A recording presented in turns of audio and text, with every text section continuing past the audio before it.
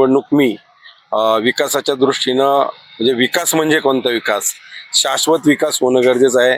केवळ काही ठराविक लोकांना ठेकेदारी देऊन निकृष्ट दर्जाची कामं होऊन त्याच्यामध्ये झालेला चुकीचा निकृष्ट काम आणि कामांमध्ये देखील आपण क्वालिटी पाहतोय, कामाची क्वालिटी नाही आणि केवळ काही ठराविक लॉबीला खुश करण्यासाठी चाललेला हा प्रकार आहे. आणि विकास कामांच्या बाबतीमध्ये कामांचा वेगही त्या ठिकाणी मंदावलेला आहे. त्रिस्तरीय पंचायत राज व्यवस्थेमध्ये यशवंतराव चव्हाणांनी जिल्हा परिषद, पंचायत समिती, ग्रामपंचायत अशी जी व्यवस्था निर्माण केलेली आहे, खरं पाहिलं तर जिल्हा परिषदेच्या माध्यमातून सगळ्याच पद्धतीची कामं त्या ठिकाणी होत असतात. आपण जिल्हा परिषद सदस्य म्हणजे मिनी आमदार म्हणून त्याच्याकडे पाहत असतो आणि जिल्हा परिषद सदस्याला खूप अधिकार त्या ठिकाणी दिलेले आहेत.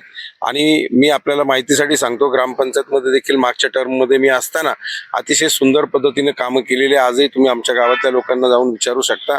महिला सरपंच असताना देखील अतिशय चांगलं काम मी त्या ठिकाणी केलेलं आहे. आणि आपल्या सगळ्यांना माहिती आहे, कुठल्याही कामाच्या बाबतीमध्ये मी आजपर्यंत पाठीमागं पडलेलो नाही. मग सार्वजनिक काम असू, सामाजिक काम असू, शेतकऱ्यांचे प्रश्न तर आहेच, परंतु गावामध्ये देखील सगळ्या पद्धतीची कामं मी त्या ठिकाणी केले. ते कामांची जर यादी सांगायचं म्हटलं तर मला वेळ पुरणार नाही, एवढी कामं मागच्या काळामध्ये आम्ही केलेली आहे. आणि आजही आमच्या कामाची आठवण लोक त्या ठिकाणी काढतायत. आणि म्हणून पुन्हा एकदा जिल्हा परिषदेमध्ये जाऊन आज रस्ते असेल, आरोग्य असेल, पिण्याच्या पाण्याची सोय असेल, शिक्षणाच्या सुविधा असतील, हे सगळे प्रश्न जिल्हा परिषदेच्या माध्यमातून आपल्याला त्या ठिकाणी सोडवायचे आहेत. आणि खास करून ज्या शेतकऱ्यांसाठी मी काम करतो त्या शेतकऱ्यांना देखील या ठिकाणाहून मला न्याय द्यायचा आहे.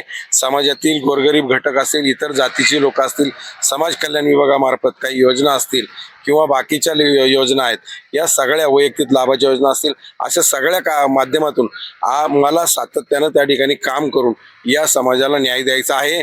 आणि माझी कामाची पद्धत अशी आहे की मी काम एखादं हातात घेतल्यानंतर त्याचा पाठपुरावा करून ते काम पूर्ण केल्याशिवाय राहत नाही. आणि कमी कालावधीमध्ये पटकन काम कसं करायचं आणि समोरच्या अधिकाऱ्यांना, प्रशासनाला त्यांच्यावरती वचक ठेवून कशा पद्धतीनं काम करायचं याची माझा चांगला हातखंडा आहे. या लोकांनी मला त्या ठिकाणी पाहिलेला आहे. माझं काम करताना ग्रामपंचायतमध्ये तो रिझल्ट मी लोकांना त्या ठिकाणी दिलेला आहे. मात्र आता तुमच्या पिंपळगाव, मनसर ते पिंपळगाव हा जो रस्ता आहे, तो रस्ता प्रत्यक्ष नेऊन दाखवतो. त्या ठिकाणी अवसरी फाटा ते अवसरी बुद्रुक हा रस्ता देखील त्या ठिकाणी आपल्याला नेऊन दाखवतो. अक्षरशः भयानक परिस्थिती आहे रस्त्यांची. हे मेन रस्ते आहेत. या रस्त्यांची जर अवस्था अशी भयानक असेल तर वाड्या वस्त्यांवरती, मळ्यांमध्ये जाणारे जे रस्ते जिल्हा परिषद मालकीचे, त्याची दुरावस्था तर विचारूच नका. इतकी भयानक परिस्थिती आहे. सगळ्या क्षेत्रामध्ये आरोग्याचा प्रश्न असेल, शिक्षणाचा असेल, अंगणवाड्यांचा प्रश्न असेल, सगळ्याच बाबतीमध्ये जिल्हा परिषदच्या निवडणुका गेली 8-9 वर्ष झालेल्या नाही. त्यामुळं हे जिल्हा परिषदच्या माध्यमातून होणारी जी कामं आहे ती ठप्प झालेली आहे. आणि आपल्या तालुक्याचं नेतृत्व करणारे वळसे पाटील आज सत्तेमध्ये असून सुद्धा ते हतबल आहेत, कारण त्यांना मंत्रिमंडळामध्ये कुठेही संधी मिळालेली नाही. आणि म्हणून आज आंबेगाव तालुक्यामध्ये परिस्थिती खूप अवघड आहे. आणि त्याच्यामुळं जिल्हा परिषदेमध्ये गेल्यानंतर मी निश्चितपणानं सांगतो तुम्हाला, हा सगळा बॅकलॉग भरून काढण्याचं काम निश्चितपणानं करीन. मी जिल्हा परिषद सदस्य म्हणून छाती ठोकून सांगतो, माझ्या कामाची पद्धत आपल्याला माहिती आहे.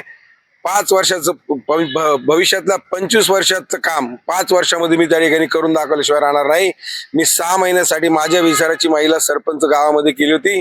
6 महिन्यामध्ये जवळपास 70 ते 75 लाखाची कामं ग्रामपंचायतच्या माध्यमातून मी त्या ठिकाणी केली होती. कुठल्या फंडातून नाही, बाहेरच्या नेत्यांच्या, फक्त केवळ ग्रामपंचायतच्या माध्यमातून त्या ठिकाणी केली होती.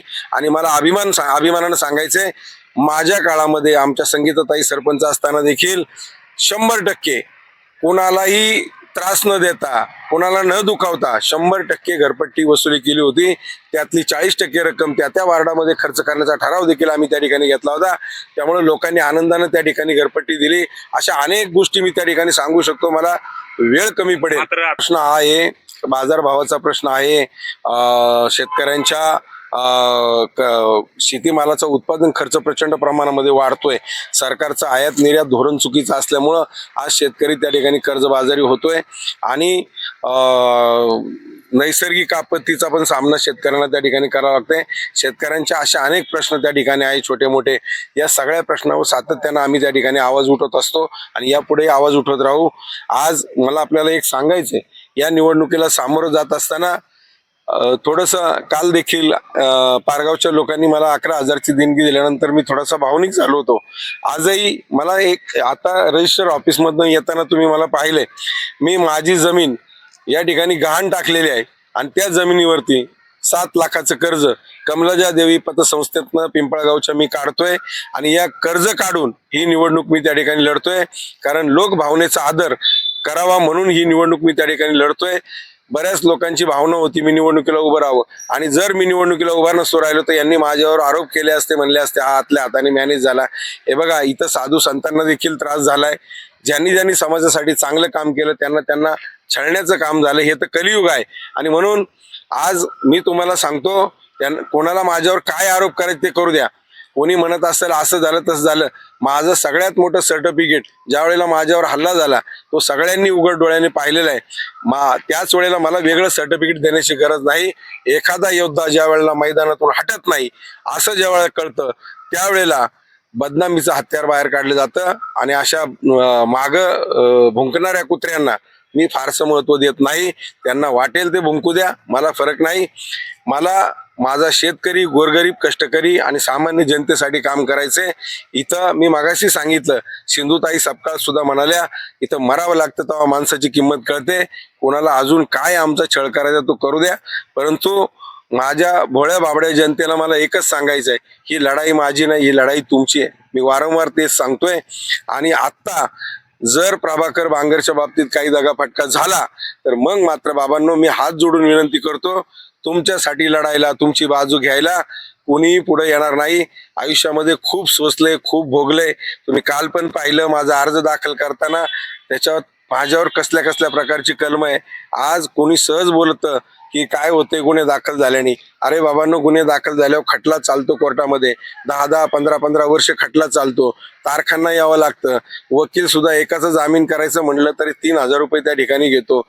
वकिलाची फी हे सगळे पैसे पदरमोड करून घरून आम्ही त्या ठिकाणी घालतो. आम्हाला छातीचा 5 रुपयाचा बिल्ला सुद्धा फुकट मिळत नाही. ही सगळी तळमळ आणि हा सगळा काटाटो फक्त माझ्या गोरगरीब जनतेला, शेतकऱ्याला न्याय मिळावा